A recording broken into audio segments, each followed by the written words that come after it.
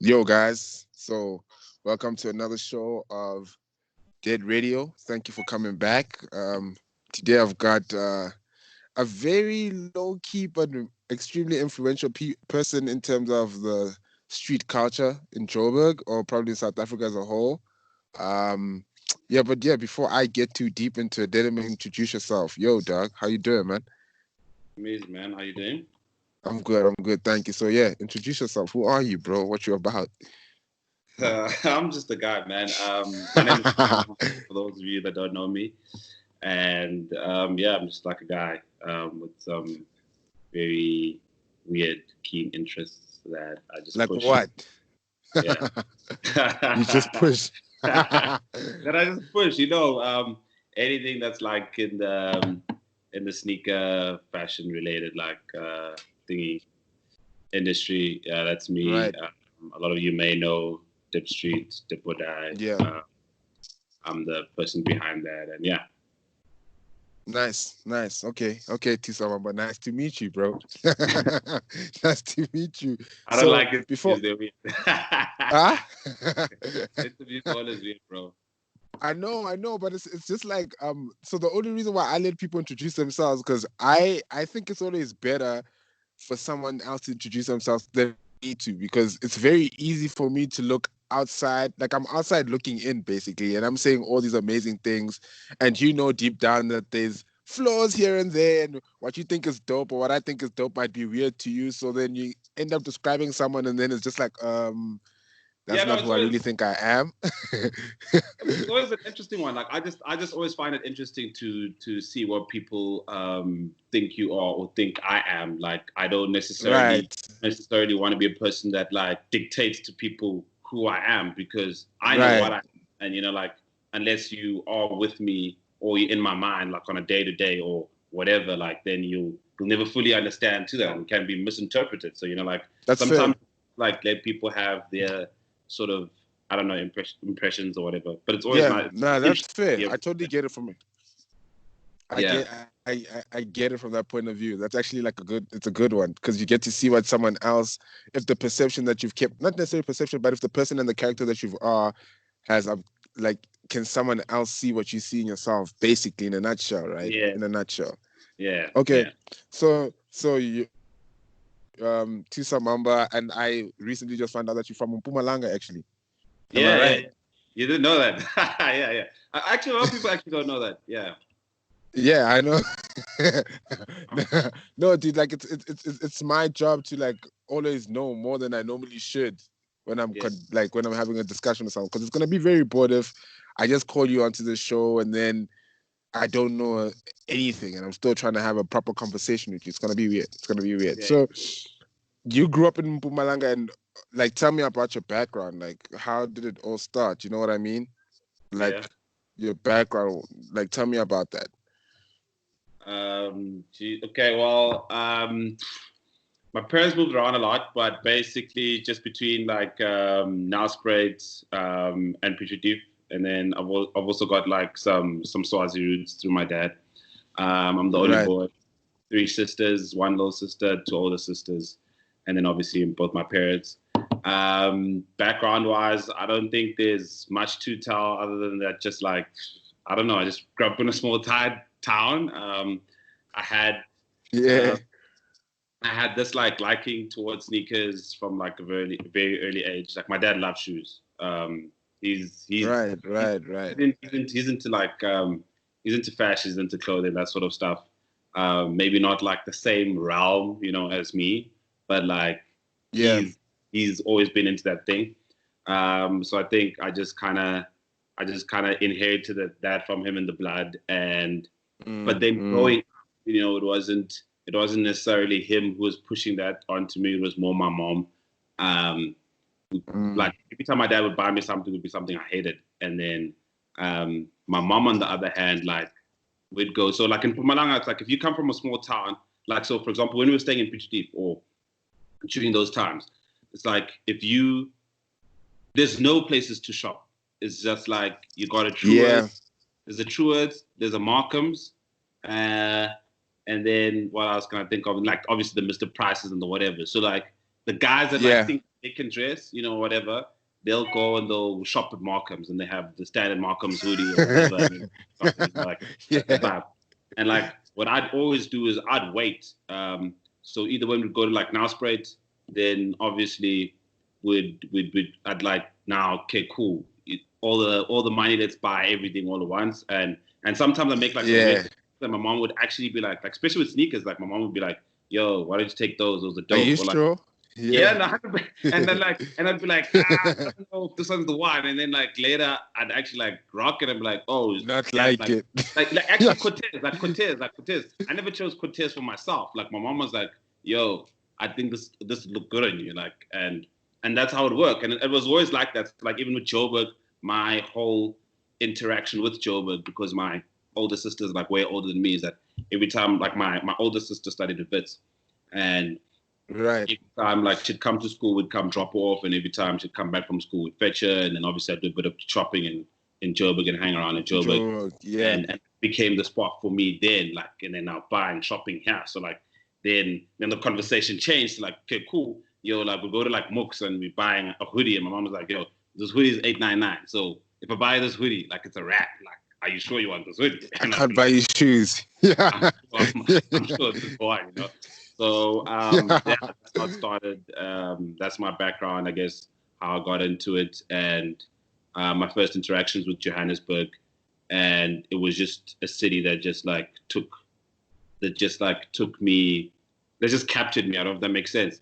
And yeah, it does. So even back at school, like I'll be back at school, back in boarding school, and I just always like think about it like, yo, man, when I pull up there, you know. So when the decision came to come to Joburg, to come for varsity, like there was only one place I was going. It was Joburg. I knew, okay, cool, shop. I'm going to Joburg for varsity. Right. I want to eat the city up. So yeah. So that's the only reason why you came to Joburg for varsity? Well, yeah, yeah, kind of like, so there's another thing that a lot of people don't know about me. Obviously, people see the side, which is like fashion, sneakers, Joburg, yeah. But my real actual like passion's always been cars. Like that's like one. So that's one of the reasons why I studied mechanical engineering. And right. And like for mech-eng, there was only like two real options for me, like that I wanted to go to, was the UCT or Joburg. And then eventually like I chose Wits. So yeah, coming to Joburg, that was the main reason. It was to study. Like the getting into like fashion and stuff, maybe we'll touch into that maybe like later. Yeah, we definitely will. Yeah. So it's that's so crazy. So you basically just came to Joburg to study, and then you get here, and then now you open up to all these other things. And the question I was gonna ask you is something you already answered: is mechanical engineering. Like, I would have never ever thought that you studied mechanical engineering. You know what I mean? Like, I was actually quite shocked to find that out. I was like, what? Because I always thought of you as someone that was deeply into business and specifically into sneaker culture. You know, I would have never thought that cars and mechanical engineering was your thing. So now, what happens during you studying mechanical engineering, and now you're in Joburg, and now you see what Joburg has to offer? Does that change the future at that point in time? Well, sort of like a yes and a no. It's an interesting take, because it's sort of like up until that point, or even now, like a couple of people, if you look at like people that know the different sides of me, it's kind of like I've been living a double life, if that makes sense.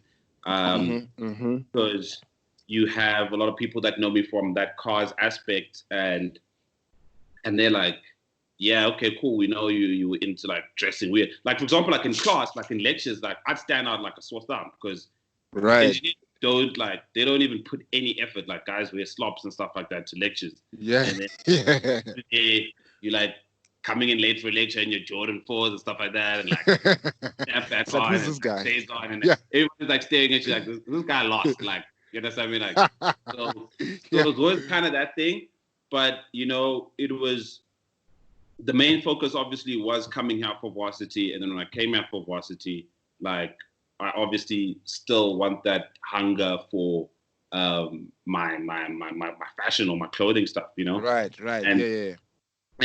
And when I first came to Joburg, obviously it's like you see a lot of the sports scene and stuff that you never got to see before in small towns in Mpumalanga, and then you start getting a couple of things there. But then you realize quickly that like you walk on campus and you bought that like hoodie, and then everybody has that hoodie, and you don't want to be that guy. And then you kind of like you're trying to buy like at that time I think like Shelf Life had just started. I think like I remember being like on the Wits bus coming from Reyes, like seeing the Shelf Life website there, and then like jump on Shelf Life and like yo, and stuff is like crazy, and then you see stuff like that, and you're like, why can't I get this stuff here, you know, in Joburg, and at that same time like Galaxy Boy were doing their thing, and a whole lot of other stuff, like Oaks were doing their whole thing, and like with them also it's like you're trying to hit up guys, you're like, yo man, I want this thing on WhatsApp. Where can I get like this? 3 months later, still no reply. Like, still not on your product. Like, what? Crazy. You know, that kind of thing. And I was like doing back work for another engineering company that does like race cars. And then I was just like, I mean, people are sleeping on this thing. Like, why is nobody doing it? You know? And then I was like, okay, cool. Like, maybe I can just like do something on the side. Like, you know, you always think like, it's going to be something small, like something on the side. Yeah. Like, maybe sell to my friends. Exactly. You know, and that was the initial plan. The initial plan was like to do it with some of my friends, and those friends at the time, like they were like sneakers, like selling sneakers, like they didn't really kind of get it. But they just wanted to make money, like on the side. Yeah. The closer and closer we got to like making it a real thing, like when you sign the lease and stuff like that, and now like monies need to be paid, and people are it's getting real now. Yeah, it's getting real. Like obviously, homies like got cold feet and stuff like that, and then pulled out, and that was actually kind of for the best. Like now in retrospect, when I think about it, like it actually worked out best because I just think there would have been like too much. I wouldn't have been able to heads. My vision of that. Yeah, too many heads, too many brains. Yeah, 100% for disaster. Because everyone wants to have a say. My passion and experiences and visions of like everything I've seen in magazines and places I've been to, and just say, can't we have that here? And then I just basically put myself in a predicament, which became DIPSTREET. Right. So I read somewhere that you low key like because look, I want to find out more about this. So there was a group of people that you wanted to start it out with, and then people obviously backed out, and now you are the last one left because this is essentially your idea. So now where do you end up getting the money to now carry this whole thing on your back? Because now it's time to pay for the lease. Yeah, no, 100%. So one thing I've been lucky about is that like I sort of have, I wouldn't say an ability, but like in my life I haven't proven people wrong. So I mentioned before that I was doing like back work. Well, it started off as back work for this company that built race cars in called Next Gen, and there was this. And so basically, like in varsity, like for engineering from second year, you're forced to, you have to work during the holidays. Go out. To get practical experience, yeah. Right. And I spent the first year working on the mines because I was on a scholarship from the Shanduka Foundation, Cyril's education foundation, and I hated that. Like, I hated working on the mines. So I was like, okay, cool. Second year, I'm gonna find a job. I went up to this guy, the owner of the company, Craig Reichman. I was like, yo, man. I've read about you in magazines and stuff like that, like, and I want to work for you. Like, I think I'd be a great asset to your company. And it's like, man, we don't need anyone. And I'm like, no, I'll work for free. And he's like, bro, we don't need it. And I'm like, okay, I will. You can even test me. You can do whatever it is. Like, just trust me. You won't regret it. Then it's like, okay, cool. Go research this. Come back next week. And ask a couple of questions, and if you pass them, like, then you can work for free. I'll just give you like transport. Okay. Actually, it was actually for free even. So then I go there, like, I get everything right. He's like, okay, cool. I start working for him. At that time, I'm not getting paid. Like this is during the holidays. I'm coming to work. I'm like killing it.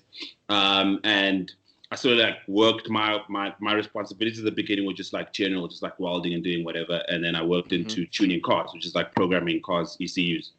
And right. I got so good at it, like within the first 6-7 months. Like at some point over when the holiday stopped, I carried on like going there after school, like after varsity, crazy, or whatever. Right. And then he was like, "Okay, cool. Like you're actually good at this. Like you're natural at this. Like, and you actually that was the job that he was actually doing. Right. Cool. I'm gonna give you a permanent contract, and I'm gonna start paying you bones." And it was like proper bones, like double figures, like, and you know, you're second year varsity, like second year varsity, yeah, like you know, if you second year varsity and you're raised and everything's already been paid for, and let's say you get an allowance of like 1,000 something, that's big money. Now imagine when you're getting like double digits, and I've got no overhead. Like I don't have to pay for food. I don't have to pay for transport that much. Nothing, like everything, like nothing, you know? So I was just using that money, like obviously like buying whack ass stuff, you know, Groove and sneakers and whatever, but like the rest I was putting away. And when came the time to actually like do this, I believed in it so much that I was like, to my sister, who's also one of my biggest inspirations and mentors, like she's a businesswoman who's killing her own stuff or whatever. And I was like to him and to her, like, yo, I want to do this thing. He was already pissed off because I'm like, yo, I want to start like leaving this. But, yeah, exactly. And it's like, so you're giving me? I'm like, nah, I can't be like that. Like, you know, but just because of the relationship that like him and I have, like, it's kind of like he was like a sort of like a mini dad. I don't know if that makes sense. Yeah. And like, and my sisters always believed in me as well, like, or whatever. So I tried initially going the whole route of like getting financing myself, and like the banks were like, dog, we don't even know who the hell you are. Like, I remember even a conversation for a card machine, just to get card machine in there, like F&B replying to an email saying, they just gave me some generic response where they're like, basically like, no. And then I was like to my sister, like, this is what's happening. And my sister like was like, okay, cool, I will get it in like my name or whatever. But basically they just like stood for surety for that and got me that funding, and then that's how it basically worked together with my savings, because I had a lot of savings, like a lot. Like if you're saving like 10K plus like a month for 2 years, boy, you're nice. So yeah. Yeah, you nice. That's like what, 240. Yeah. Damn, that's a lot of money. Yeah. That's a lot of money. So you just basically carried your bag. Okay. That's a really good story. Okay, so then you moved to Joburg. So now how do you find the space that ends up being DIPSTREET? Like, how does that come along? Like, fine, you hustle, you get the money together, you go to Wits, and now you find the space. And the space is not necessarily a space where the average Joe would place a store. You know what I mean? It's it's positioned there with reason. You know what I mean? So, like, what's the reason and why specifically that space? How do you find that space? So the way I found that space was I just wanted a tattoo. So like at that time, it was the time when like, you know, tattoos were starting to blow up. Like becoming a real thing. Like, you know how tattoos always been taboo in black families, you know, like it started to become like more acceptable, you know.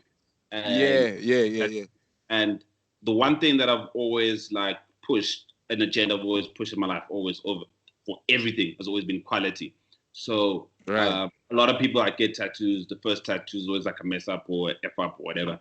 And I really, really wanted the best tattoos. So during the World Cup, there was a bartender like worked for Liquid Chefs at like one of the fan parks or whatever. And he had like this sick chest tattoo, like the sickest like us. And I was like, yo, bro, I was ordering a drink. I'm like, yo, where did you get your tattoo done? And he was like, 1933 tattoos. I was like, okay, cool. And I check out 1933 tattoos. Oh shit, that's like right next to Wits. I can go there like during in between a lecture or something like that. I go pull up there. I'm like, oh, that's dope. That's where I met Fez, Koki, the homies. Right.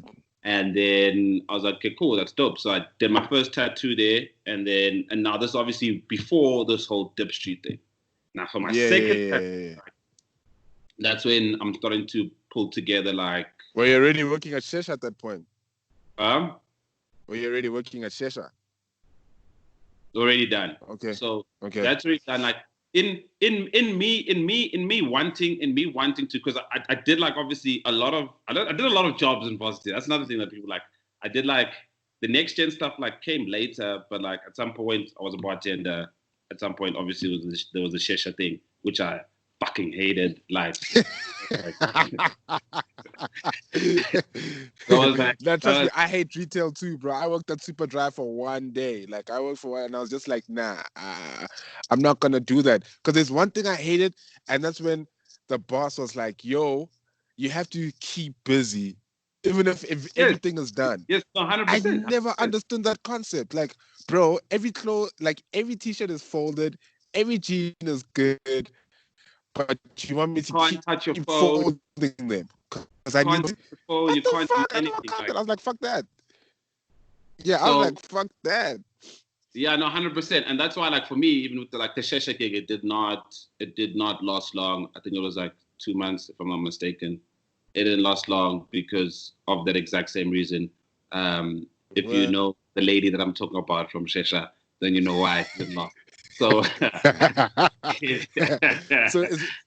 is that where you started to see a gap in the market, though? Is that where you started to see a gap in the market that Shesha's is selling to sneakers, but it's selling sneakers not necessarily to the niche? Because there was definitely a loop, you know what I mean, like a loop in the market. But even at that time, look, like even at that time, Shesha wasn't selling like Mickey Mouse stuff.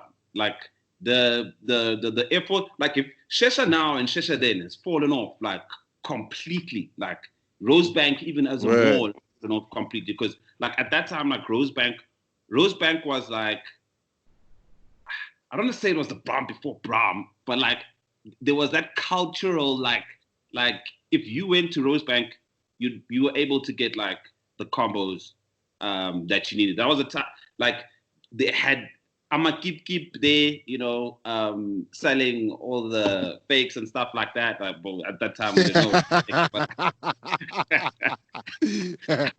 Like there was Mooks downstairs, there was Shesha there. Like Shesha, like at that time, Shesha had hands down the best Air Force Ones in the whole of Africa. The only other competition for Air Force Ones in South Africa was Sharp Life. Sharp Life and Shesha had the best Air Force Ones hands down. Like so. They were on par at that time. I just think that like they obviously had the disadvantage that they were only selling Nike products, strictly Nike. Yeah. And then the gap, obviously, so for that, maybe that's why they got the best.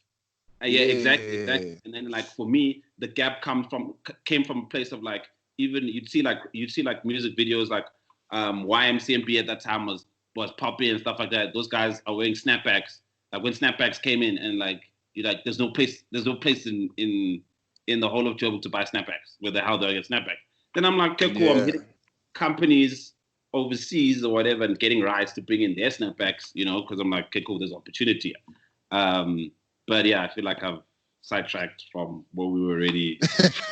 No, but we know about the Shesha conversation. We can carry on where we were. We can speak about Shesha forever. But just going back to that, then 1933, I went back for the second tattoo. To my business plan type of thing.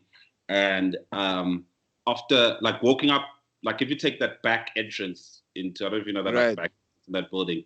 Yeah, I do. Walk up the stairs and then I see like a to let sign there. And I'm like, oh, this is crazy, like or whatever. And then I get my tats, meet those guys, they give me the landlord's number, appear, I go downstairs, I look through again, I'm like, this is dope. I hit him up. He's like, okay, cool, you can come viewing, we check it out.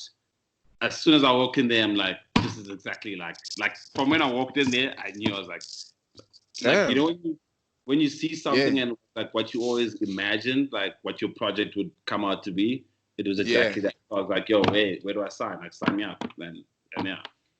Crazy, That's how bro. far. Damn. But it Okay. worked perfectly So, as well because it's literally a street across from Wits, and like if you study engineering or mechanical engineering, the majority of your lectures are on East Campus. So right. it was also perfect for me because I was like, okay, cool, like I can check on everything in between lectures or whatever when I freeze because it's literally 5 minutes from my building to the store. Right. Yeah, Wow. So that's just really a perfect location.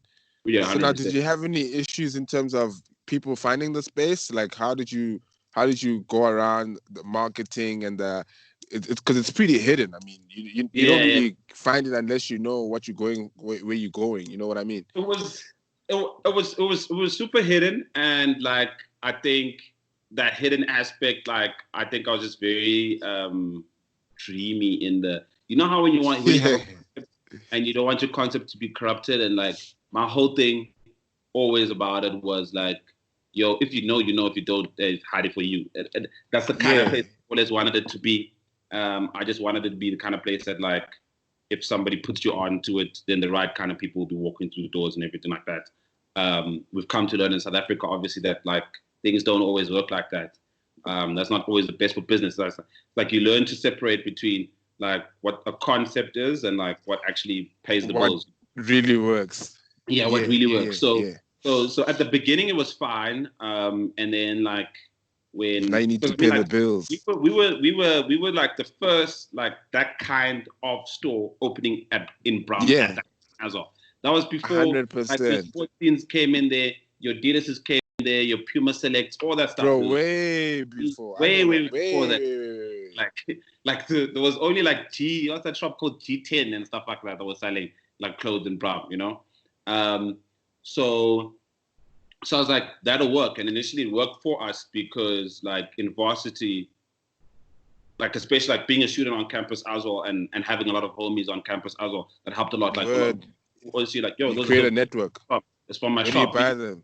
Yeah, Down they're the from my street. shop. Pull up. That's what I Yeah. mean. And that homie comes with his friends and they pull up to the store and then like, and soon word got They tell the around. other homies. Yeah. Yeah, yeah, yeah. And that's how I wanted Yeah. couch in it. That's why I was the Xbox in there because it was dope. And I remember like trying to sign, like trying to get Nike in the store, and at like they were one of the brands that were the most apprehensive to like get on with us. I remember like the one guy like Patrick Duff like coming in there. He's like, yeah, I love you set up the concept. It's so good. It's so dope. But it's like sometimes you just got to make it less of a hangout spot and more like you know. And as a kid, you know, you don't kind of get those things. Right now, I know like what that means and how to get that right balance. Yeah. But it kind of worked. And then when Brahm started opening up its stores like on that strip, That it kind of became a took all the problem. attention Yeah. from being split up and more for there. And then I just think that when we got robbed, like the first time, Yeah. I was like, Were okay, you cool. there?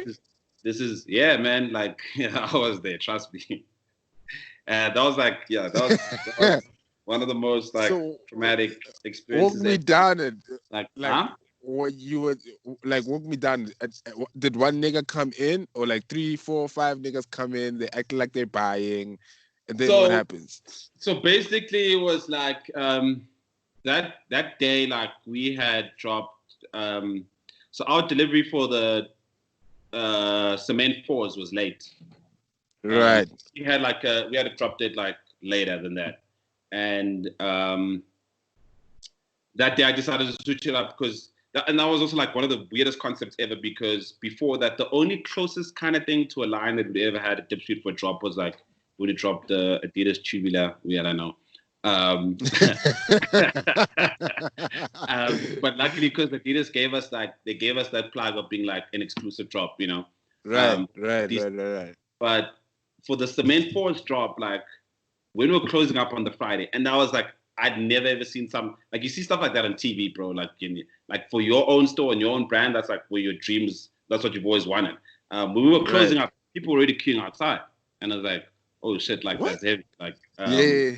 and it was like it was going to be raining that evening as well, like or whatever. So people camped outside, and that was hectic. And then the store was supposed to open at we used to open at 9, I think, on Saturdays. And then like obviously it'd been raining like in the evening and stuff like that, and I felt bad or whatever. So I hit up at that time Gondo, Fizz were working for me, and I hit the homies up and I'm like, yo guys, like let's actually just shift the opening time and let's open earlier, because like the guys are already queuing. There's no point in them like queuing another 2 hours. Like nothing if we can open earlier. So and I think that kind of like messed up the robbers' plans or whatever. So we opened up early, did all the transactions, everything like that. Gondo was there taking the photos, everything out. And now it's like 9. The store's open properly at 9. And there's still a lot of people that are coming because some people, you know, they're thinking they can still get the kicks, you know. A lot of traffic. It's a Saturday. It's perfect recipe for disaster, I guess. And I'm in the storeroom, like, getting, I was getting something from the storeroom, and Gondo was by the till, like getting photos of the memory cards. Right. And I walk into the floor, like, and like, you know, in your gut always won't lie to you. Like, I walk in the floor, like, I see, okay, it's kind of busy, but like, guys wearing shades and sporties, and like, 2 of the guys wearing shades and sporties that were there the day before, and they're asking like a lot of questions, you know, and stuff. And then at that time, we'd already started putting up, because I'd been worrying about security before. So like maybe a month before that, we had like put it in a buzzer gate type system. Right, yeah. So then Fez is like by there, is like, hey yo, there's some people at the gate, like buzz them open. And then I look and I see like a guy in a Orlando Pirates jersey with the sporty. And this is the time before sporties were actually like in fashion again, like, or whatever. And there's put another guy with him, and I'm like, yo, that's weird. Like, and like, I'm like, I don't want to let him in, but I'm like, also, if I like, I'm like, then I'm also like to myself, you're actually being classist. Like maybe whatever. Like, I buzz that guy, and the guy comes in, and I'm watching him, whatever, looking at his movements, and then like Fez is also like looking at me, because now I can see he's also feeling like uneasy, or whatever. And then I'm like, Fez, I was like to Fez, like, yo, he's like across the room. I'm like, yo, I think it's about to go down. And then, like, as soon as I said that, I think like the guy like realized, started walking towards me, took off the backpack, pulled out the gats, and it was like, yeah, that was like it. Then the other guys in the other room pulled out gats, and it was like that there or whatever. They tied us up, like, and they just like cleaned out everything. What? Yeah. What? So was there like customers in the store still? I'm just thinking about it. No, they actually weren't customers. All the people that we thought were customers were actually those are actually thugs. Yeah, we are thinking the shop is booming. We're thinking the shop is booming. We're getting robbed. That's crazy. So now everything goes. So now how do you come back from that, dude? Man, that was like the worst thing ever. I don't think we really actually came back from that, or could come back from that. We had like stock I had like in storage. Nike were nice enough to say like, look, okay, cool, you've seen fires. We understand you've seen fires, so we're gonna do this whole Air Max Day thing with shelf life at your store kind of thing. And then like they're gonna bring bring like their own stock and everything like that, which is dope. But then that actually like made more like attention towards us now again, because now those homies come back again. Like it was like what, 4 weeks later, like 5 weeks later, same homies, 5 weeks later, like. And it was so crazy because it was like that day, so that specific robbery, I wasn't there. I was literally like having like drinks with Anthea at Great Day, like on a Thursday. We're like actually celebrating. You know, shit's been bad, but like you're having a good day. You work it out. And then those guys came through again, and then after that, like, you know, security wise, finances wise, insurance hadn't paid for the previous one. They weren't going to pay for this one here. And then you just like, you know what, actually, like, let's just, until we figure shit out, like, let's just close the store. And luckily before that whole robbery, before those 2 robberies, I'd already started seeing like a decline in sales from when the other stores started opening like further down. Like, so for example, like when we were selling Puma Select products, it was like it was so new. Puma Select product was so new to the market.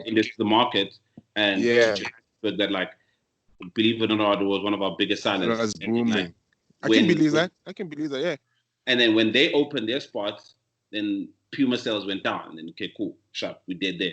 And then Adidas opened Area 3. And then, like, Adidas sales dropped. And then I was like, okay, cool. The only way we're going to survive this, first of all, is that we can't be here. Because people now, before, they never used to complain about walking all the way up to where we were at. Now they do, because there's other options. Because everything's down there, you know?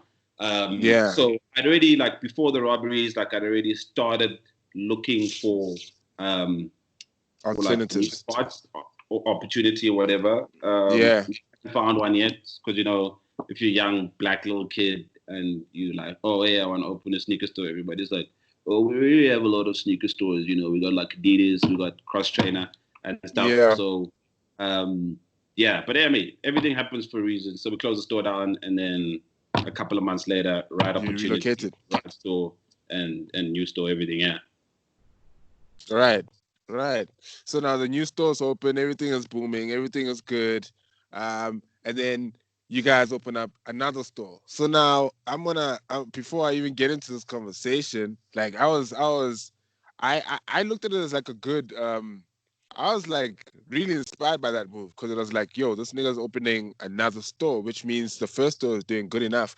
But at the same time, I didn't really understand the decision of having like 2 stores in Joburg, you know what I mean?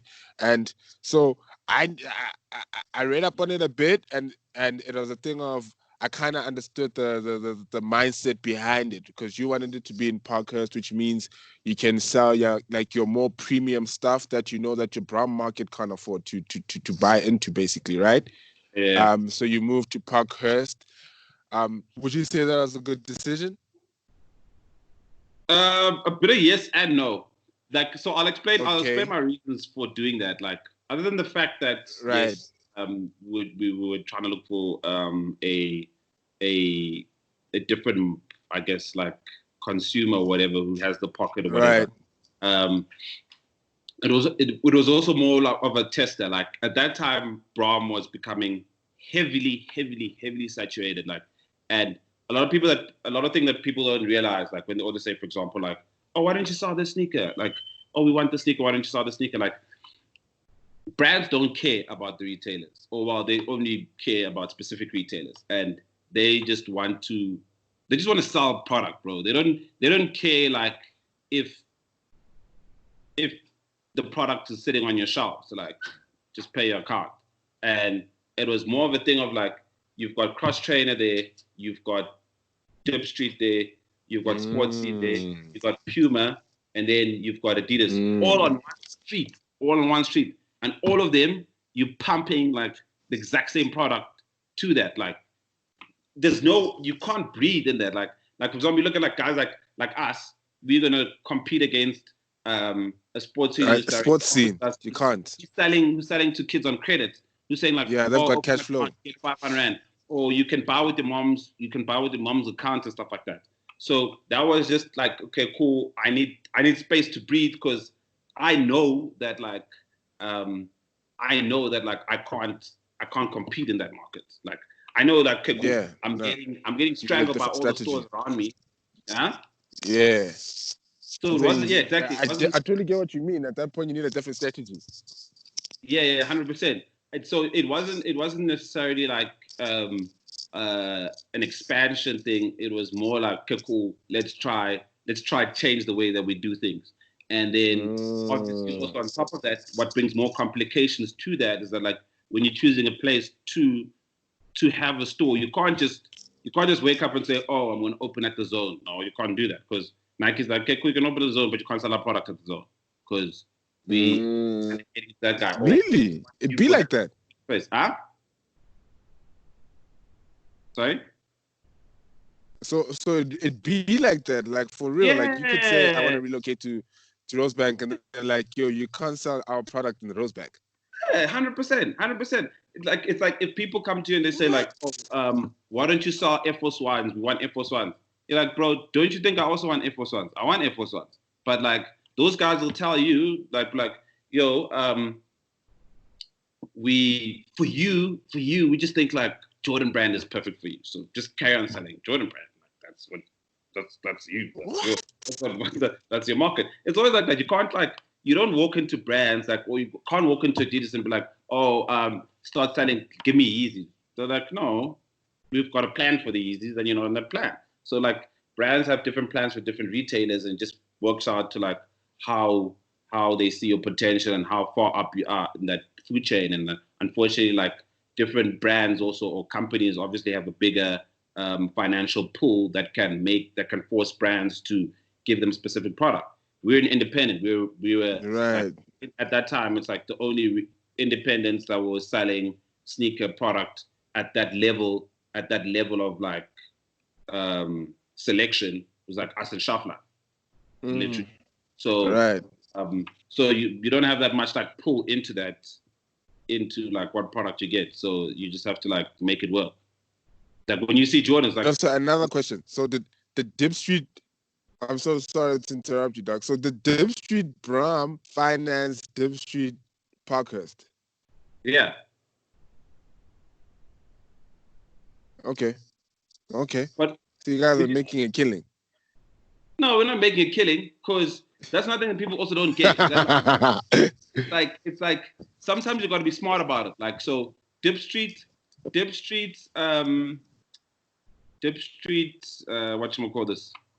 Brom was built by a contractor guy I met through Anthea. Is Dean is quite good at what he does. Like he built what's a sneaker cleaning spot in Brom. He built their store.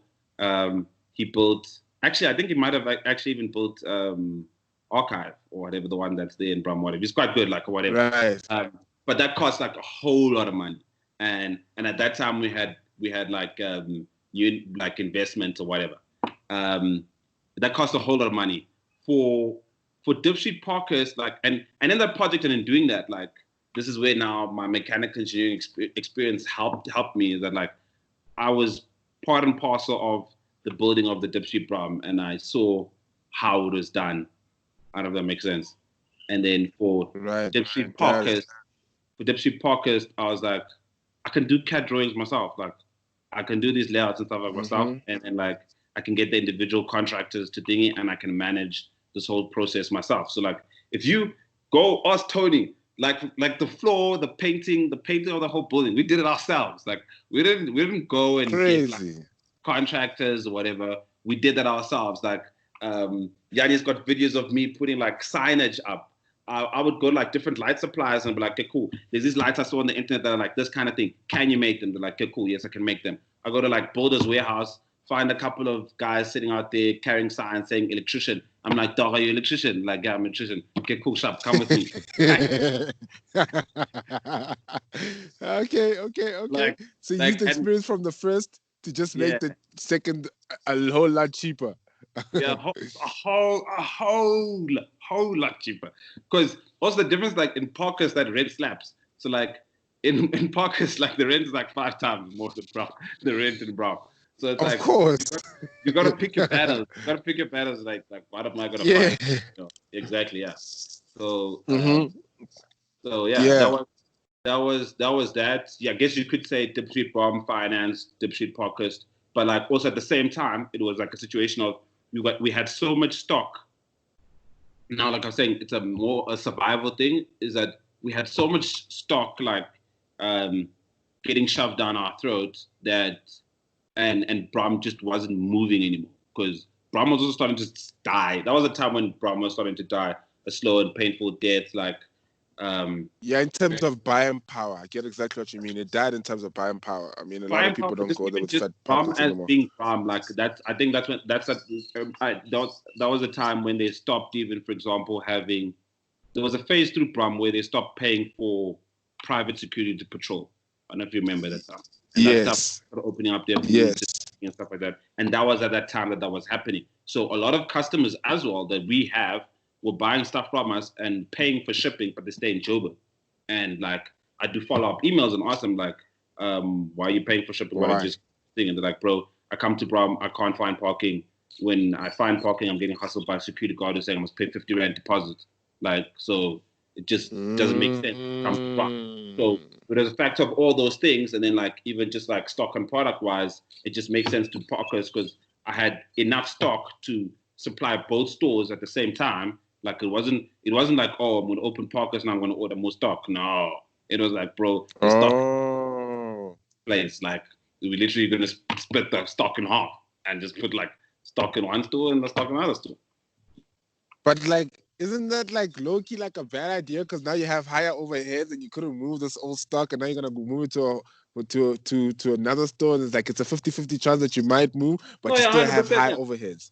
Yeah, no, yeah, 50-50 chance. Obviously, you're banking on the fact that like the stock will move faster in Pocket than it does in Bram. In Bram.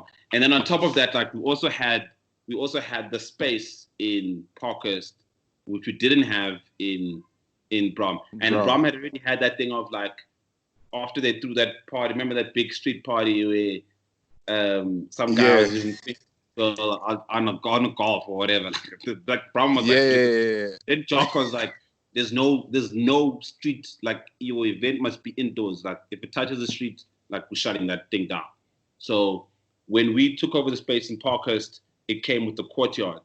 Right. And we were making a lot of that those overheads for the rent back, in the sense that like when a brand would come, like they'd be like, okay, cool, we're gonna rent the space for a day. We had like at least one tenant who was doing an art auctions once a month, every single month, guaranteed. So like, okay, cool, boom, you're done. You're already taking a 14K check shop. Okay. Okay, yeah. That makes perfect sense. So basically, everything just worked for itself. Like everything just really made sense at that point in time. So now, this is a question I ask everyone: what would you say are the sacrifices you have made to open up stores, or to open up a DIPSTREET? Like, what is the one thing you can remember that you did and you're like, fuck, bro, I did it for this shit? My savings.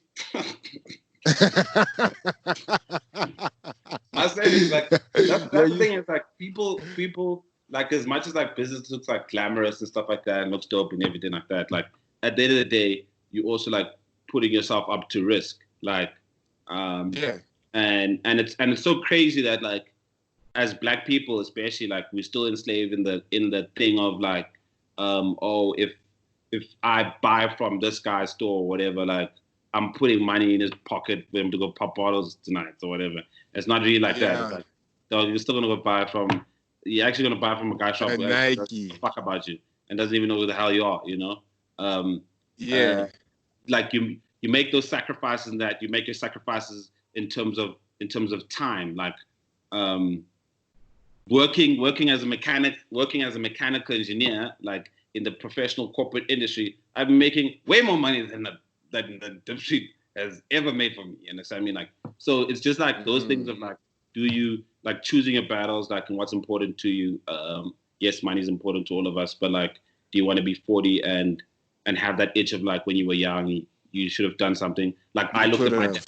My dad is like one of the most educated people I know, and you know, he went up through the corporate ladder, and you know, he gave us a decent life and everything like that. But I just felt like he never got to be him. And he always said like to us growing up that like they didn't have the luxuries that we have.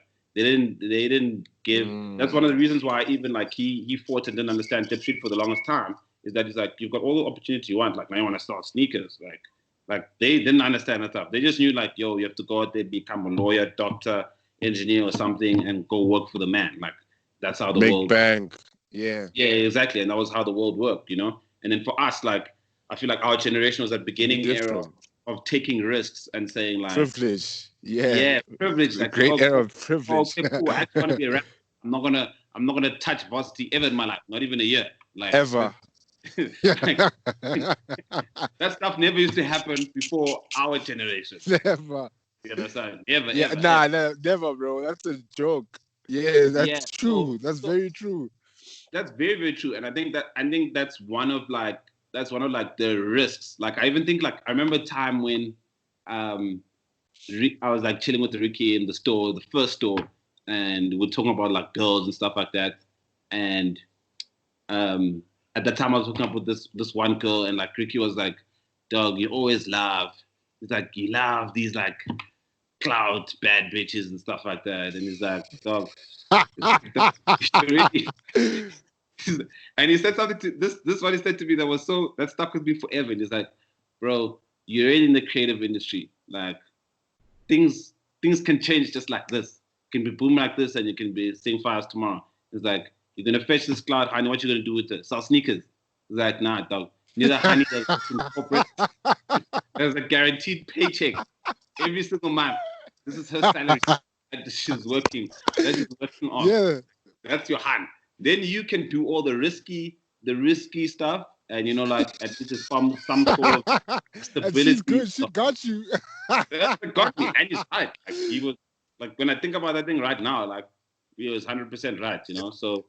Yeah, it's a solid concept. I won't lie. That's a real solid concept. I will not cap. Like that's such a solid concept. For me, I think it's the opposite.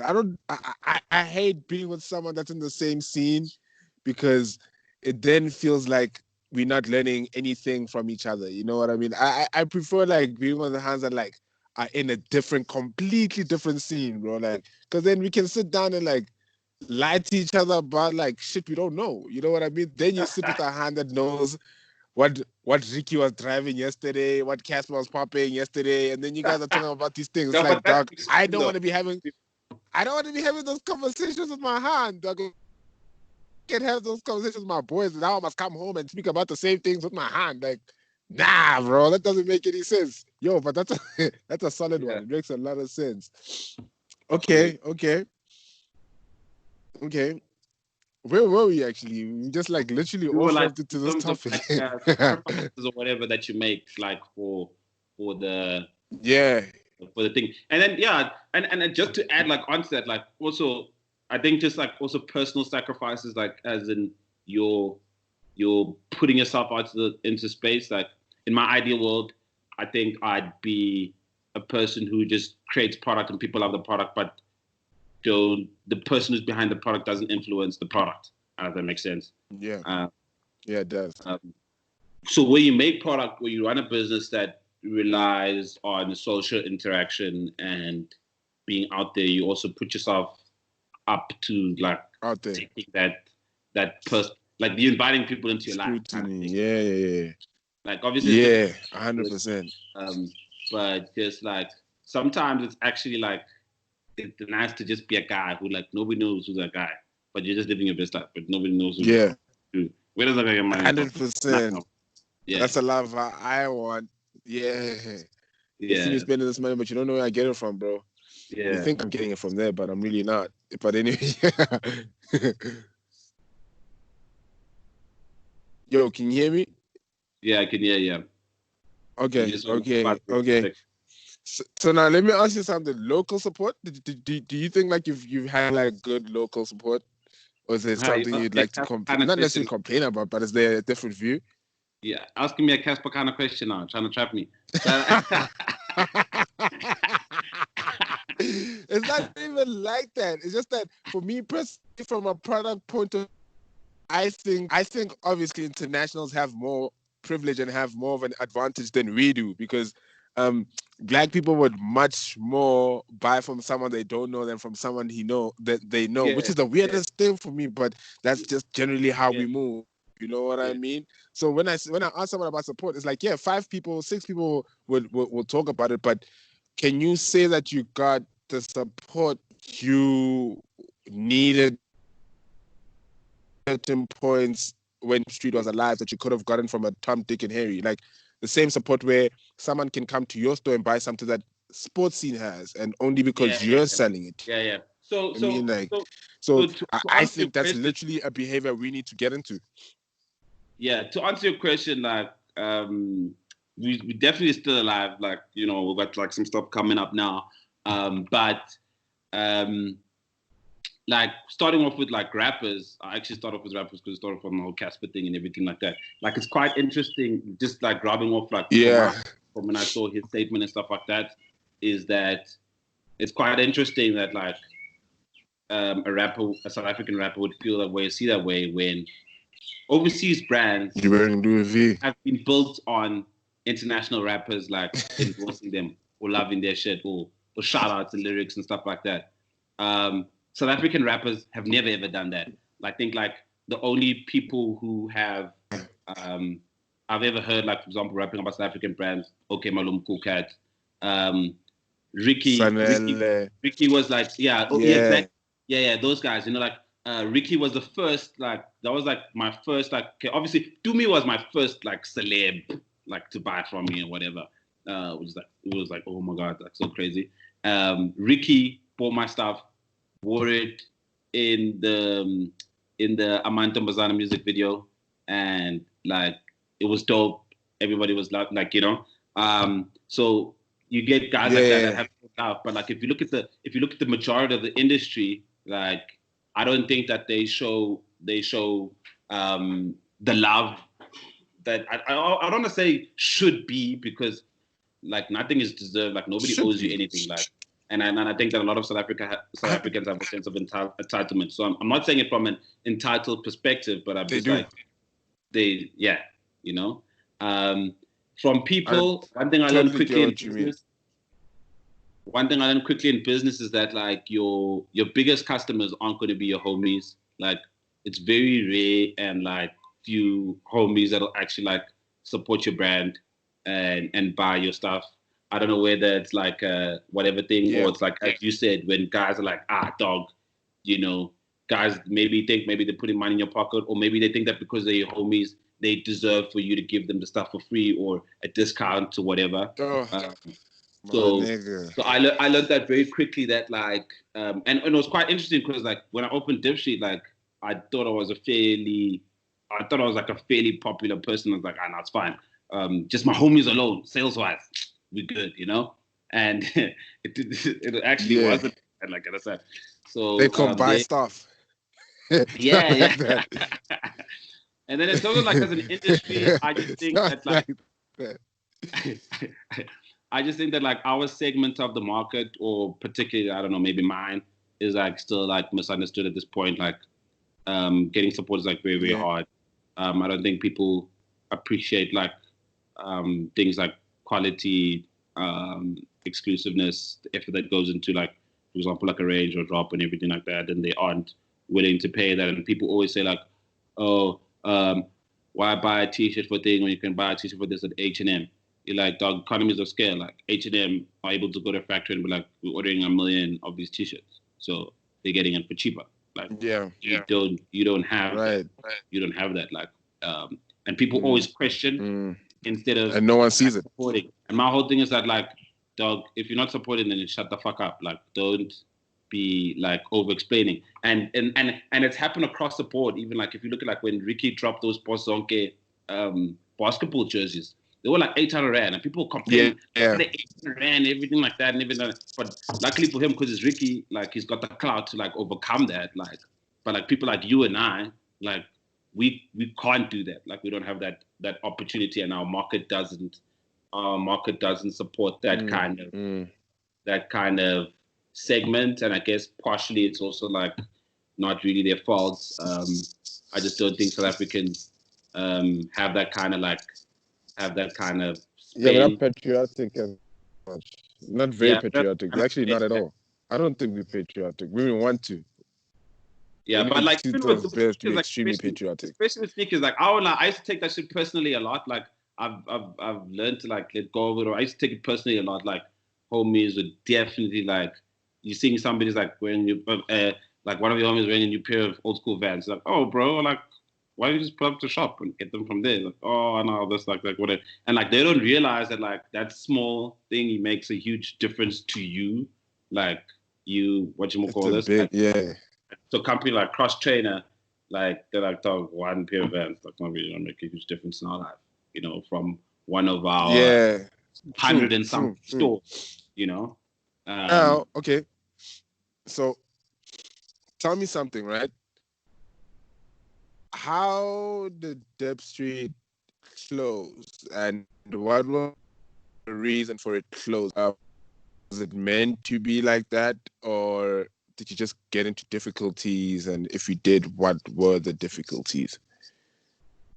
It just wasn't making sense like anymore. Like for me, like a year before we closed the physical store, like I realized that like as much as I wanted to sell sneakers and do sneakers and everything like that, like it just wasn't going to work out. We weren't getting the protection or the segmentation from brands that is needed for growth as an independent. And I started to make the moves to move away from selling sneakers and just selling pure apparel, but with the main focus of apparel which is made by me. Like it's my designs, it's my content. I can decide when it's dropping. I can decide what the design looks like.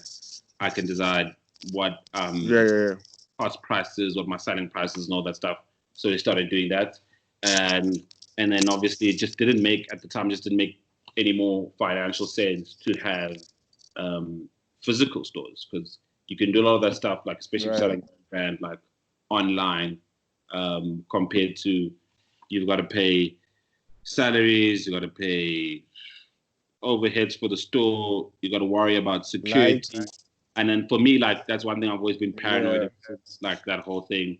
Like now, because I can sleep peacefully. Like before, the alarm would go off in the store in Bram in the middle of the night, and you're like worried, and like driving all the way down there, and it's just about that and whatever. And it's just like for just like the support that we were getting, or rather the lack of support that we were getting, and where South Africa was in terms of thing and what we wanted to do, it just didn't make sense to have a physical store anymore. Right.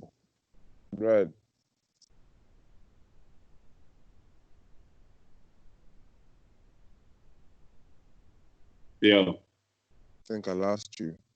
Are you still there? Yeah. I think I lost you for a minute there. Can you hear me now? Yeah, I can hear you. Okay. So it makes sense. So you guys were basically, you could see it wasn't working, and you were starting to prepare moving from brick and mortar to more online-based sales. Right now, are you guys still moving product? Is your like online presence still strong? Yeah, online. We've been quiet, like obviously, like from the socials, like not as much speaking and stuff like that. For me, it was like I think like at that time, like it's like having a baby of yours die. I don't know if that makes sense. So you kind of like go through a mourning phase. Yeah. Extent. Yeah. And then also obviously you put like so much time and effort into it, and you sacrifice so much. Yeah. And obviously like I just have other things that I do, like DIPSTREET isn't my only business. So I was just trying to like so what else do you do? What else do you do? Well, obviously it's like the aspect like we manufacture like some stuff for corporates. For corporates, so make like a lot of corporate clothing and things like that. And then and then there's like also like some transport. Okay. So it was just that, like, and then also just sort of getting like taking time to digest, like, okay, cool, this is what went wrong and why it went wrong, and this is what needs to change, this is what needs to happen. And then this year we slowly started coming back into working that into I've actually been working on like 2 collections. We're going to drop soon, separately, obviously. Dope. So that's dope. It was just a matter of like, I started DIPSTREET in 2013, and from that jump, I never got a single chance to breathe. That's a long time.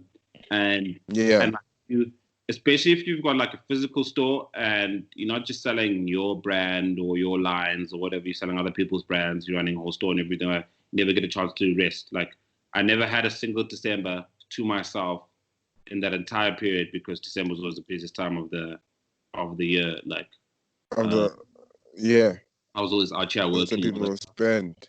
Yeah. And and last year was just like the first time in that time that I actually got a chance to breathe. And I was like, let me actually like take this so that, when I'm back in the cut and I'm doing it, then I'm doing it properly. So you're really back. Yeah. Yeah. So now things are completely different now. I mean, in between the time that you start, you have a son, right? And now you're not the cloud Tusa anymore. Now you're a father. No, but so now how does that transition happen? Yeah, but you know what I mean. No, I know what you mean. I know what you mean. Like, obviously, like my son actually came the week. I'm just trying to think. Was it the week before or the week after Parkhurst? When did Zanga come? Before Parkhurst closed or after? I mean, when it opened. But I remember, I basically after, yeah. So basic Parkhurst store opened like after like my son was born. I remember being actually in the hospital the day he was born. He's sleeping, his mother sleeping, and being on the phone and laptop, like trying to sort out stuff for the opening. So he was there, and I think that he was also like a big decision maker actually in how to approach things, because before, I think as you're saying, like more the streets, you're very more emotional in your decision making and selfish in the decisions that you make. You're just like, cool, like I can afford to take this risk because it's just me or whatever. And then obviously you get a kid and if you broke, you're broke. Yeah. You broke. It's not just about you anymore. You start being emotional and you start being way more practical.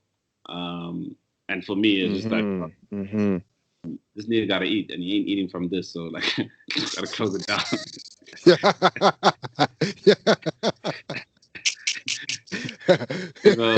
So things just kind of more serious. Yeah. It's more serious, but like it's also not more serious. Like I think that like you learn to realize what's actually serious and what's not serious, and it's so weird because the things that you think are serious actually aren't serious. Like like even just like one thing I've struggled with a lot, for example, like for my whole life, was like being selfish or saying no. Like I was never very good at doing those kind of things.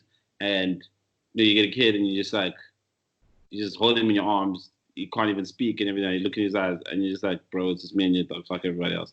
Like, ooh, that's the only thing that matters, and that is what's important. You start realizing family is important. Which kind of relationships are more important? Those kind of things. Your time.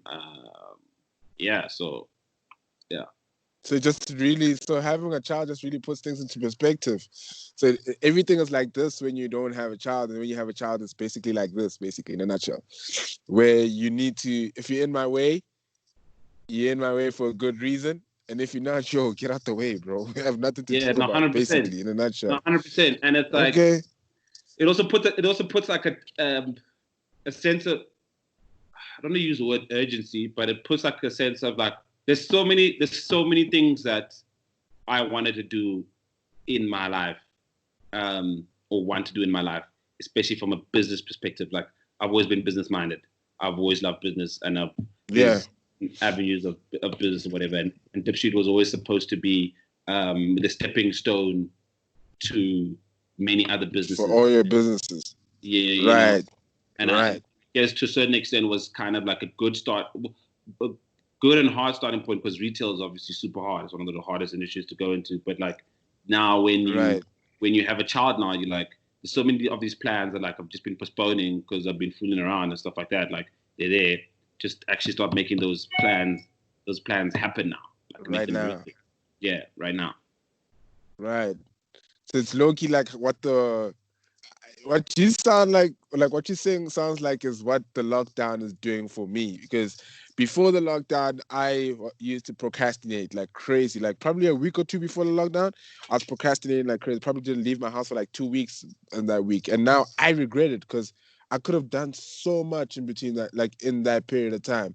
And now when the regulations get relieved and stuff, like I'm trying to really like do everything times 2 because I've missed out on all this fucking time which I thought I had. And now you wake up, you're like, shit, I actually don't, like, you don't know what's on the other side, bro. Like that's literally what this lockdown has showed me, that you really think you know what the future might look like, but you could wake up one morning and now you're in the middle of a fucking pandemic and no one can leave their house. Like, I don't think anyone like really realized that this shit's possible, and I'm still even shocked till today. You know, like I'm literally still shocked. So, bro, before I leave you, or before we end this call, right? I need to ask, like, well, I need to find out 2 more things, right? There's something you said in an article, that I found very important, and you said cash flow is king, right? So now I need you to run me down because I understand it, but I need to see it from your perspective. So, what do you mean by cash flow is king, and why is that important to a business? Because that is what runs your business, your supplies, your whatevers. I'll give you a small example. Like if you're a small indie brand and everything like that, and you've got all these dope ideas and you're trying to make this new collection, everything like that. If you don't have the cash to make it happen, it's just still ideas. And when you've got that cash, then you've got to use that cash to like continue to further grow and keep everything going. And then also just compliance, like making sure your business is compliant in terms of like government regulations and everything other than that. So like if you don't have that thing working for you, especially in retail, then you're kind of screwed, because you know it's not waiting for you. Like if Adidas come to you tomorrow and they're like, okay, cool, we're actually going to give you the easy drop next week and your account is overdue, and you don't have the cash flow to do that, you're not going to get the drop. Now you've lost out an opportunity. You're not getting it. Brand and to make money and to make more money to the next level. So like ultimately that's always instantly, like the biggest thing. And I think like a lot of like young business people always make the mistake of like living in the now and enjoying the now, and then you kill that cash flow.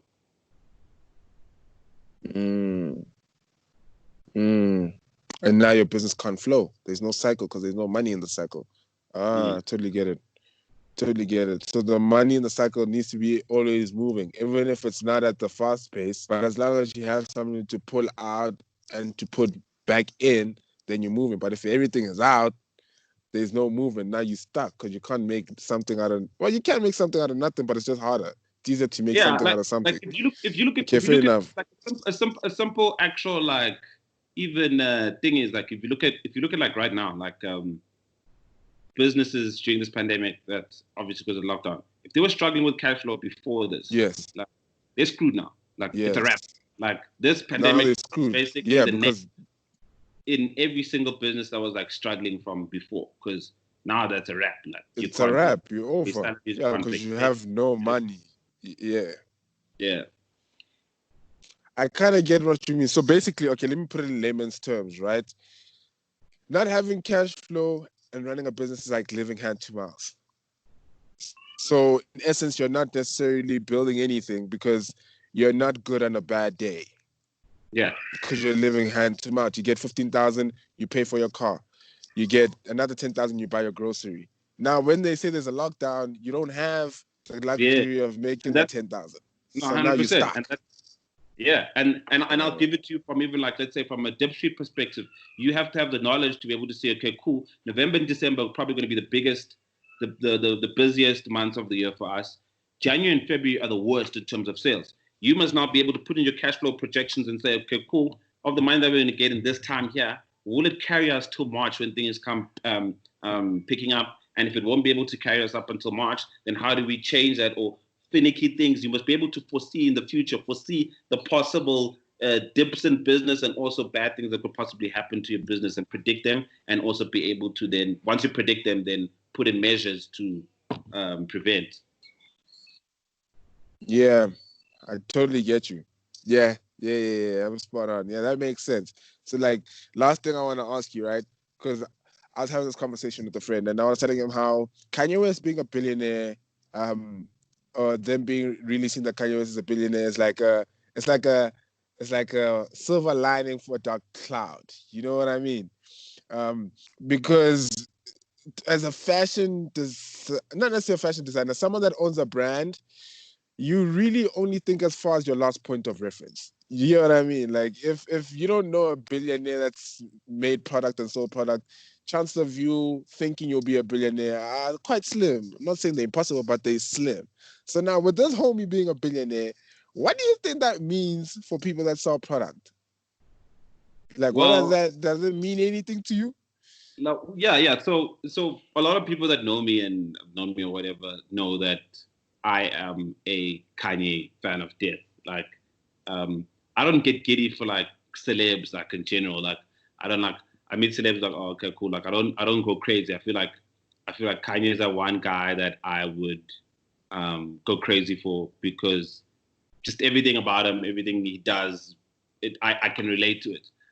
It's like that in that one interview, and was talking about like he's like that shot of coffee in the morning for the person that believes in themselves, like to wake up and do it, you know, and stuff like that. And for me, like especially came now, like at the perfect timing for me, when that announcement and stuff like that came out, because, you know, like just now Kanye was like $56 million in dollars and dead, you know? Yeah. And it was, for me, what I took from that, like the inspiration that I take from that is that, like, yes, okay, cool. His wife was like in a position to be able to afford to take him out of that. And obviously we have different scales, but my whole point is that he bounced back from that, and that is possible. And I just think that, like, and he wouldn't be, the billionaire that he is today without his failures. Like, he considers, for example, like he considers his time at Nike to a certain extent a failure, because he didn't get out of it what he wanted to get out of it, you know. And that was an out. People were laughing at him when he was on Sway and like saying, how Sway? I actually watched that interview again the other day, and like DJ Snake has the audacity to say to him, like, why do you need to have your own factories and stuff like that? Why can't you be like Don C and make your own caps? I'm like, dog, who the fuck want? Okay, yes, Don C. Let me actually. Different things, different levels. Don C is dope, but there's levels to this thing. You know what I mean? Like, Don C is dope. Yeah. But that's not billionaire. People. That's not billionaire level. That's not billionaire level. But like, everyone was calling him crazy and all that stuff. He also went through his personal things where he cut out relationships that didn't make sense, like the Jay-Z's.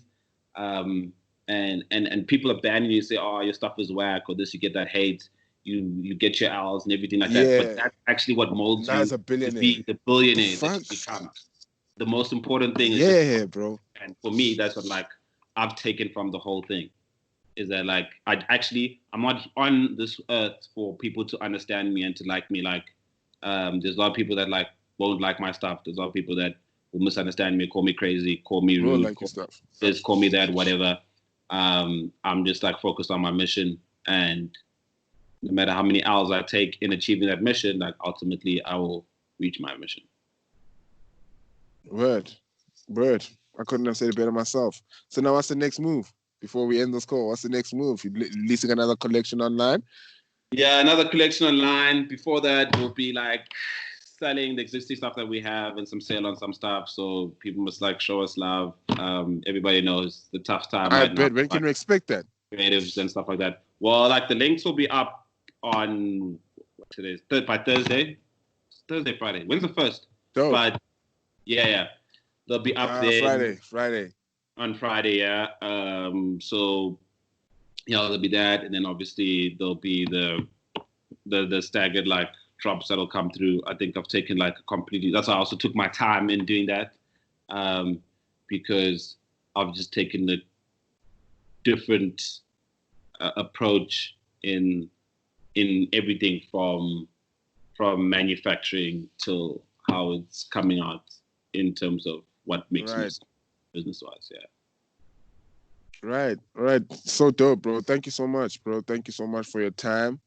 This is actually like low-key one of my longest sit-downs. It was quite engageful. It was really dope. Thank you so much for your time. Thank you so much for your data, bro. You know how it is. Yes. Yeah, hope to speak for you soon, man. Keep moving, bro. Keep moving, man. Thank you so much. Yes, bro. Yes, bro. Peace out. All right.